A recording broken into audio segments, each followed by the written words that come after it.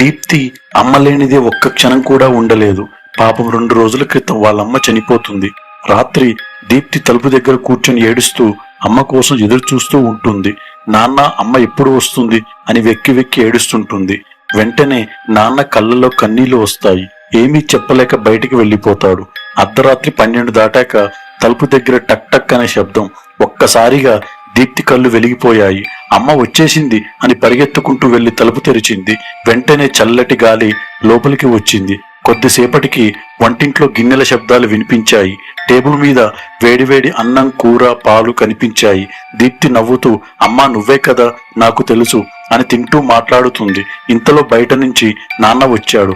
ఒక్కసారిగా దీప్తి వైపు చూసి గుండె ఆగినట్టయింది. దీప్తి ఎవరితోనో మాట్లాడుతుంది. నాన్న చూడు, అమ్మ వచ్చింది, నాకు భోజనం కూడా పెట్టింది అని ఆనందంగా చెప్తుంది. నాన్న నెమ్మదిగా ఆ టేబుల్ వైపు చూశాడు. అక్కడ ఎవ్వరూ లేరు. కానీ అన్నం, కూర వడ్డించే గరిటెలు మాత్రం గాల్లోకి లేచి దీప్తికి వడ్డిస్తున్నాయి.